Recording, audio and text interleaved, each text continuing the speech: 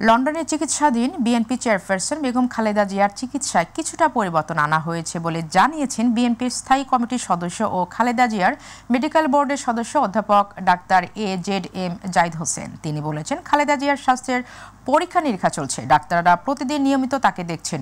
শুক্রবার নতুন আরও কিছু পরীক্ষা নিরীক্ষা এবং চিকিৎসার মধ্যে পরিবর্তন আনা হয়েছে, সে অনুযায়ী চিকিৎসা চলছে। শুক্রবার লন্ডনের স্থানীয় সময় বিকেল ৩টায় তিনি এসব কথা বলেন। ডাক্তার জাহিদ বলেন, ইউরোপে বাৎসরিক ছুটি মাত্র শেষ হয়েছে, বেশ কয়েকজন কনসালটেন্ট এখনও ছুটিতে, ওনারাও আসবেন এবং খালেদা জিয়াকে দেখবেন। পরবর্তী চিকিৎসা পদ্ধতি কী হবে সে বিষয়ে তারা সিদ্ধান্ত জানাবেন এবং সে অনুযায়ী সুপারিশ করবেন।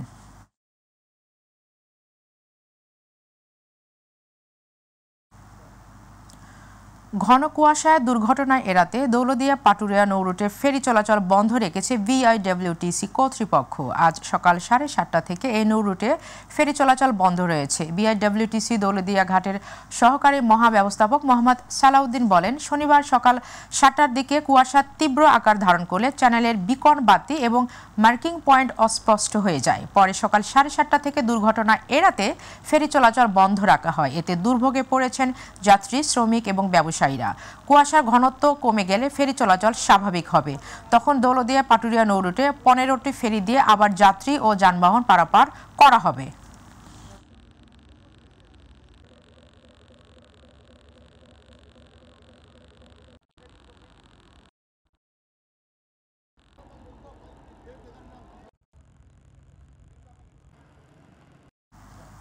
ঘন কুয়াশায় 3.5 ঘন্টা বন্ধ থাকার পর চালু হয়েছে দৌলতদিয়া পাটুরিয়া নৌরুট।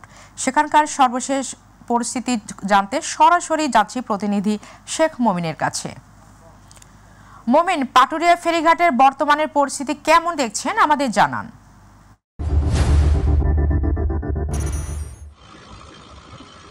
ধন্যবাদ শারমিন। আমি এই মুহূর্তে আছি দেশের দক্ষিণ পশ্চিম অঞ্চলের গুরুত্বপূর্ণ নৌরুট এই রাজবাড়ীর দৌলতদিয়া ফেরিঘাট এলাকায়। দৌলতদিয়া পাটুরিয়া নৌরুটে ঘন কুয়াশার কারণে এবং কুয়াশার ঘনত্ব বেড়ে যাওয়ার কারণে আজ সকাল 7:30টার পর থেকে কিন্তু এই নৌরুটে ফেরি চলাচল সাময়িকভাবে বন্ধ ঘোষণা করেন বিআইডব্লিউটিসি কর্তৃপক্ষ। একই সাথে কিন্তু দৌলতদিয়া পাটুরিয়া নৌপথে লঞ্চ চলাচলও বন্ধ ঘোষণা করে বিআইডব্লিউটিএ কর্তৃপক্ষ। আমরা এই ব্যাপারটি নিয়ে বিআইডব্লিউটিসি দৌলতদিয়া ঘাট শাখা কার্যালয়ের ব্যবস্থাপক মোহাম্মদ সালাউদ্দিনের সাথে কথা বলেছি। তিনি আমাদেরকে জানিয়েছেন যে দুর্ঘটনা এড়াতে এই দৌলতদিয়া পাটুরিয়া নৌরুটে সকাল 7:30টার দিকে কুয়াশার ঘনত্ব বেড়ে যাওয়ার পরে কিন্তু ফেরি চলাচল বন্ধ করা হয় এবং কুয়াশার ঘনত্ব কেটে যাওয়ার পর সকাল 10টার পর থেকে কিন্তু পুনরায় এই নৌরুটে কিন্তু ফেরি চলাচল স্বাভাবিক হয়েছে, এমনটা কিন্তু জানিয়েছেন আমাদের বিআইডব্লিউটিসি কর্তৃপক্ষ। এখন পর্যন্ত কিন্তু দৌলতদিয়া পাটুরিয়া নৌরুটে কিন্তু যে সকল যানবাহন বা যাত্রী কিন্তু আটকে ছিল সে সকল যাত্রী করছে এবং বর্তমানে দৌলতদিয়া পাটুরিয়া নৌরুটে মোট 15টি ফেরি চলাচল করছে এবং 15টি ফেরি দিয়েই যানবাহন ও যাত্রীদের পারাপার করা হচ্ছে এবং একই সাথে কিন্তু এই লঞ্চ চলাচলও স্বাভাবিক রয়েছে। স্বাভাবিক রয়েছে। এই ছিল আমার কাছে রাজবাড়ী দৌলতদিয়া ফেরিঘাট এলাকা থেকে সর্বশেষ। ধন্যবাদ মমিন।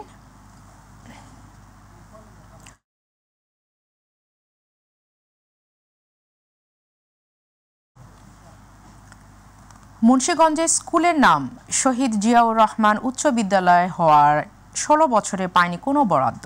নামের কারণে এমন বৈষম্যের শিকার বলে মনে করেন বিদ্যালয় কর্তৃপক্ষ ও স্থানীয়রা। মাধ্যমিক শিক্ষা কর্মকর্তা জানান, বিষয়টি দেখভালের দায়িত্ব শিক্ষা প্রকৌশল অধিদপ্তরের। আর শিক্ষা প্রকৌশল অধিদপ্তর জানিয়েছে, চাহিদা পাঠানো হয়েছে, অচিরেই আসবে বরাদ্দ। মুন্সিগঞ্জ প্রতিনিধি শেখ মোহাম্মদ রতনের রিপোর্ট, জানাচ্ছেন ইলিয়াস কমল। টেবিলে থরে থরে সাজানো শতাধিক আবেদনপত্র। গত 16 বছরে বিদ্যালয়ের জন্য বরাদ্দ চেয়ে এই আবেদনগুলো সংশ্লিষ্ট বিভিন্ন দপ্তরে পাঠিয়েছে মুন্সিগঞ্জ সদর উপজেলার মীর কাদিম পৌরসভার কাছে প্রতিষ্ঠিত মীর কাদিম শহীদ জিয়াউর রহমান উচ্চ বিদ্যালয় কর্তৃপক্ষ। তবে মেলেনি সাড়া, আসেনি কোথাও কোনো প্রকার বরাদ্দ। অথচ পরীক্ষার ফলে জেলায় প্রতি বছর শীর্ষ 10-এ অবস্থান বিদ্যালয়টির। শহীদ জিয়া নামে আওয়ামী লীগ সরকার থাকতে তারা অবহেলিত করছে। কত স্কুলে প্রোগ্রাম হয় কিন্তু আমাদের স্কুলে হয় না, সেখান থেকে আমরা বঞ্চিত হই। সেরকম একটা ফান্ড পাইনি আর কি, শহীদ জিয়া রহমান উচ্চ বিদ্যালয়ে নাম থাকার কারণে। আমরা এটাই চাই আমাদের স্কুলের পরিবেশটা সুন্দর হোক, মানুষ যেন দেখে বলতে পারে। 1994 সালে প্রতিষ্ঠিত বিদ্যালয়টিতে 2000 সালে স্থানীয় শিক্ষানুরাগীদের অনুদানে নির্মিত হয় 3 তলা একাডেমিক ভবন। নিম্ন মাধ্যমিক থেকে উচ্চ মাধ্যমিক হিসেবে এমপিওভুক্ত হয় 2002 সালে। 2003-04 অর্থবছরে সরকারি অর্থে একটি 2 তলা ভবন নির্মিত হয়। 2008 সালের পর শত চেষ্টা করেও বরাদ্দের মুখ দেখেনি বিদ্যালয়টি। এতে বাধাগ্রস্ত হয়েছে শিক্ষার পরিবেশ।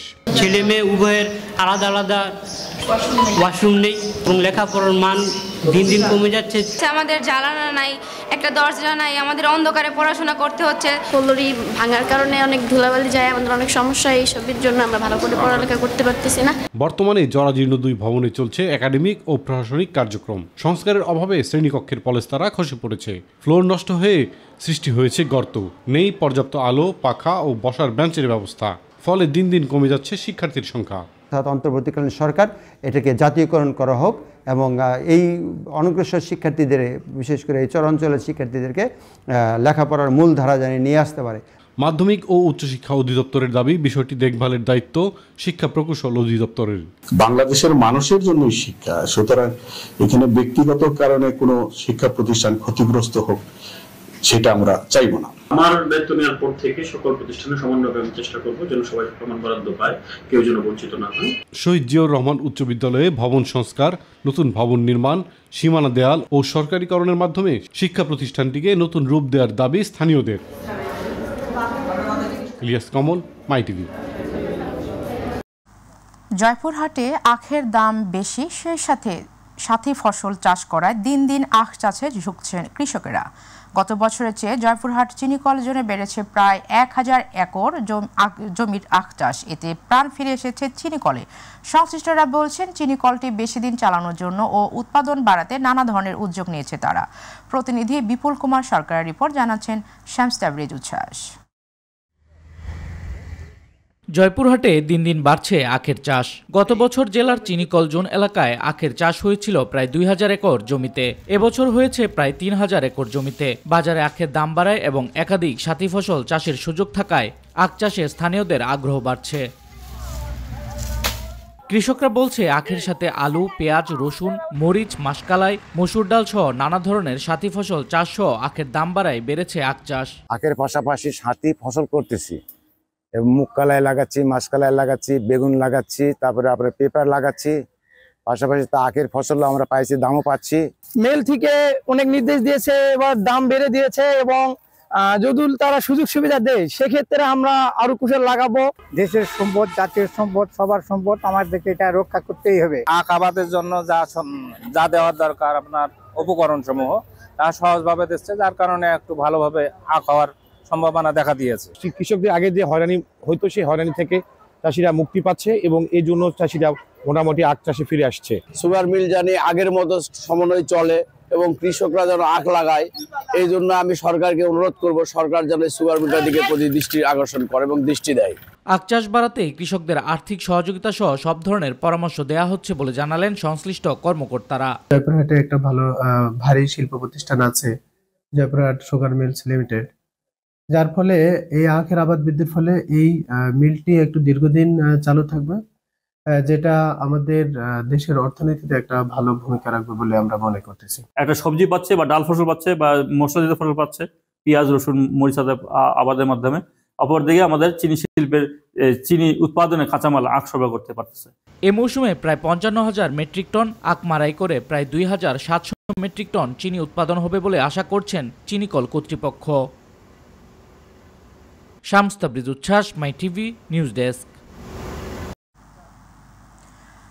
লালমনিরহাটের পাটগ্রাম উপজেলার দহগ্রাম ইউনিয়নের মুন্সিপাড়া সীমান্তে আন্তর্জাতিক সীমান্ত আইন লঙ্ঘন করে শূন্য রেখা বরাবর কাঁটাতারে বেড়া নির্মাণ করেছে ভারতীয় সীমান্তরক্ষী বাহিনী বিএসএফ।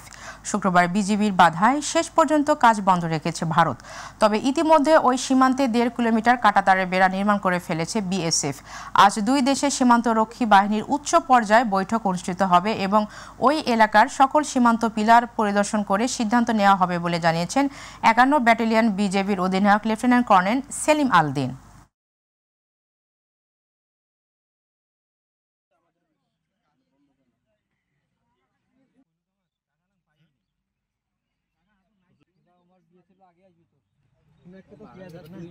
আঙ্গুরপথা পুরা যত জায়গায় পিলার আছে পুরোটা ঘুরবো, দেখতে পাবেন। দেখি ওদের কি সমস্যা, কেন ওরা এটা নিয়ে তো ঝামেলা করছে, এটা আমরা বুঝতে পারছি। কালকে পুরোটা আমরা পরিদর্শন করবো। বিএসএফ সকাল থেকেই তারা অবাধে জিরো টলারেন্স লাইনের মধ্য দিয়ে তারা বেড়া কাটা দিচ্ছে। তো সকাল থেকেই দহগ্রামের মুন্সিপাড়া এবং খিতির বাড়ি যে ভারত এবং বাংলাদেশের দহগ্রামের যে বর্ডার এলাকা, এখানে উত্তপ্ত অবস্থা বিরাজ করতেছে। আন্তর্জাতিক ক্রিকেটকে বিদায় জানিয়েছেন বাংলাদেশি ওপেনার তামিম ইকবাল। শুক্রবার রাতে সামাজিক যোগাযোগ মাধ্যম ফেসবুকে স্ট্যাটাস দিয়ে তিনি এই ঘোষণা দেন। এর আগে 2023 সালের জুলাইতে ক্রিকেট ভক্তদের চমকে দিয়ে প্রথমবার আন্তর্জাতিক ক্রিকেট থেকে অবসরের ঘোষণা দিয়েছিলেন বাংলাদেশি এই ওপেনার। শামস তাবরিজ উচ্ছ্বাসের রিপোর্ট।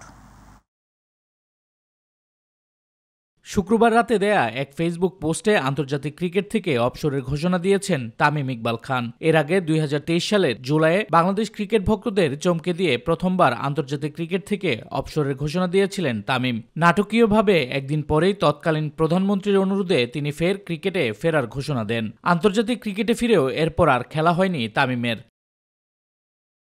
সর্বশেষ ওয়ানডে বিশ্বকাপের দল থেকে তিনি সরিয়ে নেন নিজেকে। এরপর থেকে তার জাতীয় দলে ফেরার সময় নিয়ে অনিশ্চয়তার পেন্ডুলাম দুলছিল। সেই পরিস্থিতিতেই দ্বিতীয় দফায় চূড়ান্ত সিদ্ধান্তটি জানিয়ে দিলেন দেশসেরা এই ওপেনার। অবসরের ঘোষণা দিয়ে নিজের ফেসবুক পেজে তামিম লিখেছেন, আন্তর্জাতিক ক্রিকেট থেকে দূরে আছি অনেকদিন ধরেই, সেই দূরত্ব আর ঘুচবে না। আন্তর্জাতিক ক্রিকেটে আমার অধ্যায় শেষ। অনেকদিন ধরেই এটা নিয়ে ভাবছিলাম। এখন যেহেতু সামনে চ্যাম্পিয়ন্স ট্রফির মতো বড় একটি আসর, আমি চাই না আমাকে ঘিরে আবার আলোচনা হোক এবং দলের মনোযোগ ব্যাহত হোক। 2007 সালে বাংলাদেশের হয়ে একটি আন্তর্জাতিক ক্রিকেটে অভিষেকের পর 70টি টেস্ট, 243টি ওয়ানডে এবং 78টি আন্তর্জাতিক টি-20 ম্যাচ খেলেছেন দেশসেরা এই ব্যাটার। শামস তাবরিজ উচ্ছ্বাস, মাই টিভি নিউজ ডেস্ক। এবার গ্রাম বাংলার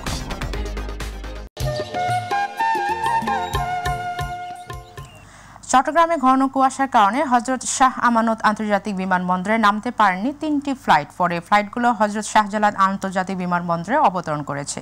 কুয়াশা কেটে যাওয়ার পর পুনরায় যাত্রীদের নিয়ে এসব ফ্লাইট চট্টগ্রামে অবতরণ করেন। শাহ আমানত বিমানবন্দরের জনসংযোগ কর্মকর্তা প্রকৌশলী ইব্রাহিম খলিল জানান, ইউএস বাংলার দোহা চট্টগ্রাম রুটের ফ্লাইট এবং সালাম এয়ারের মাস্কাট চট্টগ্রাম রুটের ফ্লাইটটি চট্টগ্রামের আকাশে আসে, কিন্তু ঘন কুয়াশার কারণে অবতরণ করতে না পেরে ঢাকায় চলে যায়। পরে যাত্রীসহ নিরাপদে চট্টগ্রামে অবতরণ করে।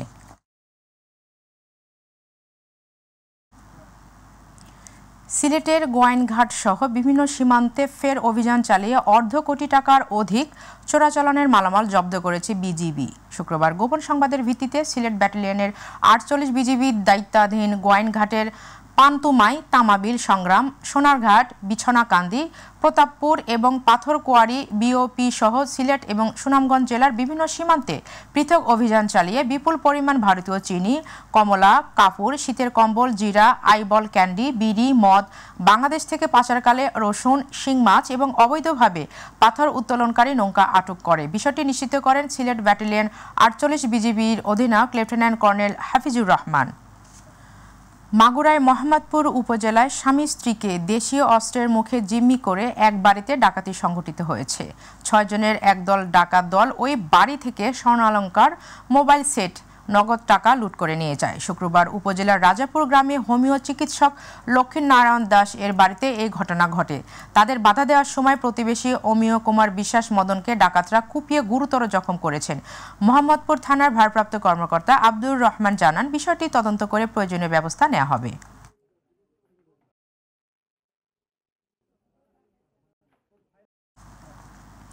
মুন্সিগঞ্জের শ্রীনগরে গ্রেফতারের পর ফৌজদারি মামলার এজাহারভুক্ত আসামি যুবদল নেতা তরিকুল ইসলামকে থানা থেকে ছিনিয়ে নিয়েছে বিএনপির নেতাকর্মীরা। শুক্রবার শ্রীনগর থানার হট্টগোল করে ওই আসামিকে ছিনিয়ে নেয় বিএনপির অর্ধশতাধিক বিশৃঙ্খল নেতাকর্মীরা। মুন্সিগঞ্জ পুলিশ সুপার শামসুল আলম সরকার বিষয়টি নিশ্চিত করেছেন। এই ঘটনার বিষয়ে অতিরিক্ত পুলিশ সুপার আনিসুর রহমান জানান, একটি মারামারির মামলায় শুক্রবার তরিকুলকে গ্রেফতার করে থানায় নিয়ে আসে পুলিশ। রাতে শতাধিক বিএনপির নেতাকর্মী থানায় উপস্থিত হয়ে তাকে ছেড়ে দেওয়ার জন্য পুলিশকে চাপ দেয়। এ সময় অসম্মতি জানালে এক পর্যায়ে হট্টগোল করে পুলিশের কাছ থেকে তাকে ছিনিয়ে নেওয়া হয়।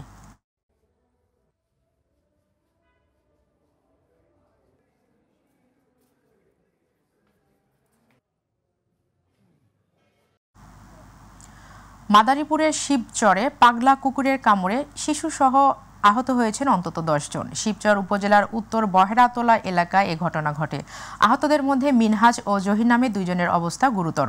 স্থানীয়রা জানায়, শিবচরের উত্তর বহেরাতলা এলাকায় হঠাৎ অসুস্থ একটি কুকুর দেখতে পান এলাকাবাসী।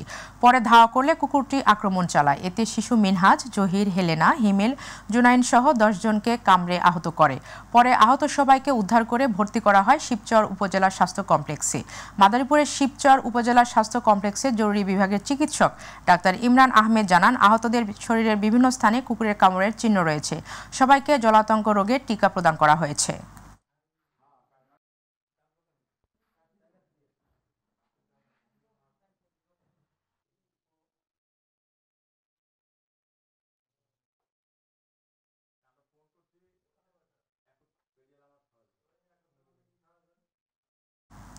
শেরপুরের লানিতাবাড়ি উপজেলার ভারত ঘেঁষা পাহাড়ি গ্রাম পানিহাতা তালতলার মাঠ থেকে এলাকা থেকে চোরাই পথে ভারত থেকে আনা শাড়ি, লেহেঙ্গা, সানগ্লাস ও ফেন্সি গাউন সহ প্রায় 2.25 কোটি টাকা মূল্যের অবৈধ পণ্য জব্দ করেছে বিজিবি।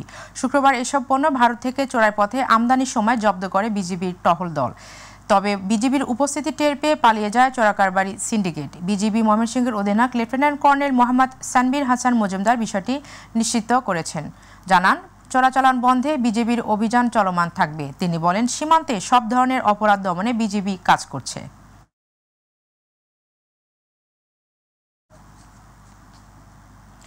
মুন্সিগঞ্জের গজারিয়ার মেঘনা নদীতে 2 স্পিড বোটের মুখোমুখি সংঘর্ষে 3 জন নিহত হয়েছেন।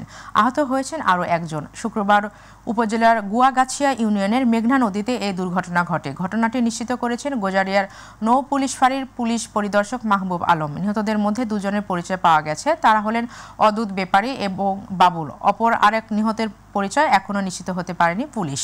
গজারিয়ার নৌ পুলিশ ফাঁড়ির পরিদর্শক মাহবুব আলম বলেন, ধারণা করা হচ্ছে রাতে কুয়াশার কারণে ওই 2টি স্পিডবোট চলাচলের সময় একটি আরেকটিকে দেখতে পায়নি। এই কারণে তাদের মধ্যে মুখোমুখি সংঘর্ষ হয়েছে। এই ঘটনায় 3 জন মারা গেছে। তবে ওই 2টি স্পিডবোট রাতে ওখানে কি করছিল বা কোথা থেকে এসেছে বিস্তারিত জানা যায়নি।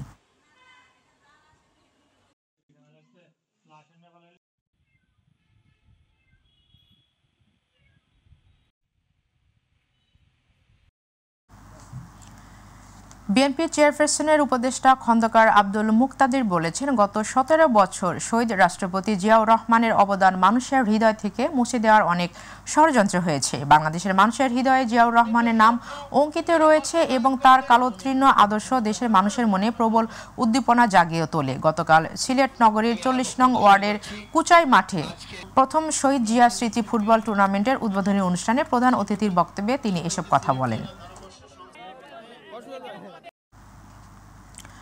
মাগুরায় মোহাম্মদপুর উপজেলার বাবুখালী ইউনিয়ন কৃষক দলের আয়োজনে কৃষক সমাবেশ অনুষ্ঠিত হয়েছে। ইউনিয়ন কৃষক দলের আহ্বায়ক জিয়াউল হকের সভাপতিত্বে এই সমাবেশ অনুষ্ঠিত হয়। এ সময় জাহিদ হাসান টুটুল ও ওবায়দুর রহমানের সঞ্চালনায় প্রধান অতিথির বক্তব্য রাখেন জেলা বিএনপির যুগ্ম আহ্বায়ক মিথুন রায় চৌধুরী। অনুষ্ঠানে জেলা কৃষক দলের আহ্বায়ক রুবাইয়াত হোসেন, উপজেলা কৃষক দলের আহ্বায়ক মশিউর রহমান রিঙ্কু, সদস্য সচিব লিটন মিয়া সহ আরও অনেকে উপস্থিত ছিলেন। ঢাকার ধামরাইয়ে সুতিপাড়া ইউনিয়ন বিএনপি, যুবদল ও ছাত্রদলের আয়োজনে বিশাল জনসভা অনুষ্ঠিত হয়েছে। গতকাল বাথুলি বাস স্ট্যান্ডে আয়োজিত জনসভায় প্রধান অতিথির বক্তব্যে রাখেন ঢাকা জেলা যুবদলের সভাপতি ইয়াসিন ফেরদৌস মুরাদ। বিশেষ অতিথির বক্তব্য রাখেন ধামরাই উপজেলা বিএনপির সাবেক সাধারণ সম্পাদক অধ্যক্ষ MA জলিল, ঢাকা জেলা মহিলা দলের আহ্বায়ক সাবিনা ইয়াসমিন ও ঢাকা জেলা যুবদলের সাবেক যুগ্ম সম্পাদক MS জামান সহ আরও অনেকে। ছাত্রদলের 46তম প্রতিষ্ঠা বার্ষিকী উপলক্ষে গাজীপুরের সদর উপজেলার বাঘের বাজার এলাকায় র্যালি ও আলোচনা সভা অনুষ্ঠিত হয়েছে। ভাওয়ালগড় ইউনিয়ন ছাত্রদলের নেতা সাকিব প্রধানের নেতৃত্বে এই র্যালি ও আলোচনা সভা অনুষ্ঠিত হয়। এতে 2 শতাধিক ছাত্রদল নেতাকর্মী অংশগ্রহণ করেন। র্যালি শেষে আলোচনা সভায় বক্তব্য রাখেন ছাত্রদলের নেতাকর্মীরা।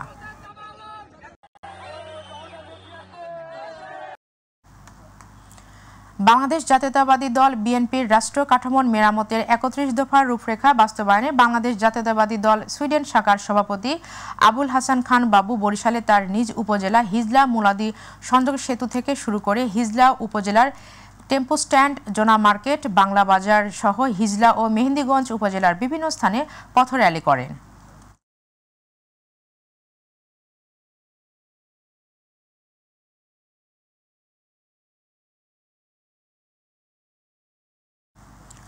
বরিশালের মুলাদিতে সরকারি খাল দখল করে একাধিক বাঁধ দিয়ে মাছের ঘের করার অভিযোগ উঠেছে প্রভাবশালীদের বিরুদ্ধে। উপজেলা কাদিরচর ইউনিয়নের বাহাদুরপুর গ্রামে এই ঘটনা ঘটেছে। স্থানীয় কৃষকদের অভিযোগ, দীর্ঘদিন যাবৎ একটি প্রভাবশালী মহল খাল দখল করে মাছের ঘের করে আসছেন। এতে কৃষি চাষাবাদে ব্যাপক ক্ষতির মুখে পরিণত হচ্ছে স্থানীয় কৃষকদের। এ বিষয়ে মুলাদি উপজেলা নির্বাহী কর্মকর্তা নিজামুদ্দিন বলেন, বাহাদুরপুর গ্রামের সরকারি খালের বাঁধগুলো অপসারণ করা হবে।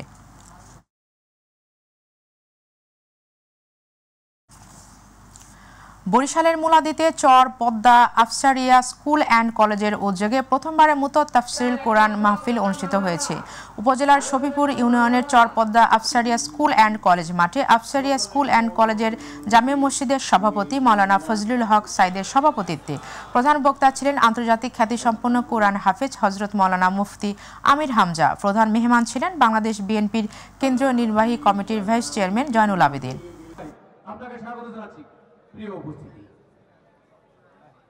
রাজধানীর উত্তরায় বিএনপির ভারপ্রাপ্ত চেয়ারম্যান তারেক রহমানের নির্দেশে শীতার্ত মানুষের মাঝে শীতবস্ত্র বিতরণ করা হয়েছে। উত্তরার 9 নম্বর সেক্টরে উত্তরা পশ্চিম থানা বিএনপি নেতা সাগর আহমেদ আলীর আয়োজনে শীতবস্ত্র বিতরণ অনুষ্ঠানে প্রধান অতিথি ছিলেন ঢাকা মহানগর উত্তর বিএনপির যুগ্ম আহ্বায়ক SM জাহাঙ্গীর হোসেন। এ সময় উত্তরা পশ্চিম থানা বিএনপির সভাপতি মজমা উদ্দিন খোকন, যুগ্ম আহ্বায়ক আলাউদ্দিন আহমেদ, সাবেক যুগ্ম সাধারণ সম্পাদক SI টুটুল, তুরাক থানা যুবদলের সাবেক সভাপতি আলমাস আলী, উত্তরা পশ্চিম থানা যুবদলের HR সাইমন খান উপস্থিত ছিলেন।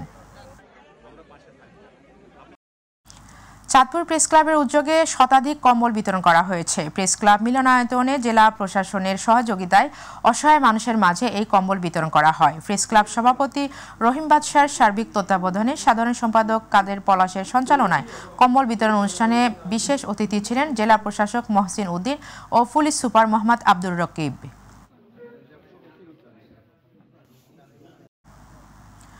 চট্টগ্রামে মাদকমুক্ত সমাজ গড়তে এবং জাতি গঠনের লক্ষ্যে মতবিনিময় সভা করেছে খতিবের হাট আদর্শ সমাজ।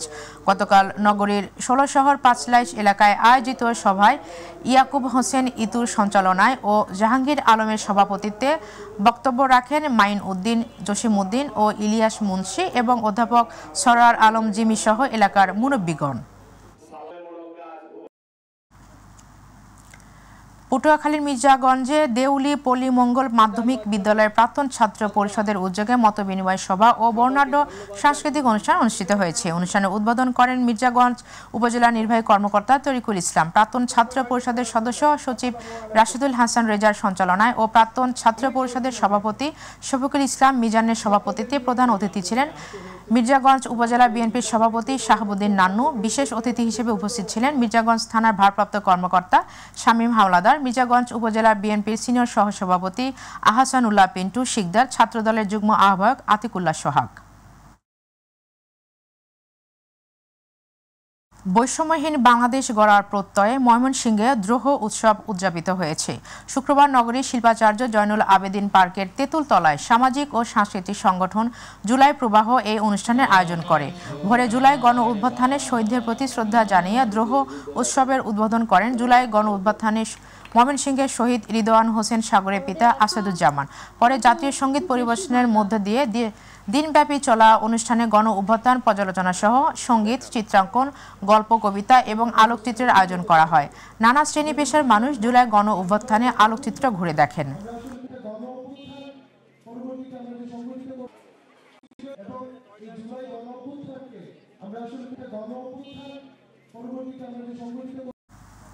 মানিকগঞ্জের ঘিওরে বেগম খালেদা জিয়ার রোগ মুক্তি ও সুস্থতা কামনায় দোয়া মাহফিল অনুষ্ঠিত হয়েছে। ঘিওর উপজেলার বানিয়াজুরির রাথুরা বাইতুল মামুর জামে মসজিদে গতকাল জুমার নামাজ শেষে দোয়া মাহফিল অনুষ্ঠিত হয়। এ সময় মানিকগঞ্জ জেলা বিএনপির সদস্য তোজাম্মেল হক তোজা দোয়া মাহফিল শেষে এলাকাবাসীর মাঝে 150টি সুপারি গাছের চারা বিতরণ করেন। এছাড়া ঘিওর উপজেলার কৃষক দলের সদস্য সচিব ইসলাম শিকদার, যুগ্ম আহ্বায়ক কাজী সাইফুল ইসলাম, বানিয়াজুরি ইউনিয়ন বিএনপির যুগ্ম সাধারণ সম্পাদক আরশেদ খান উপস্থিত ছিলেন।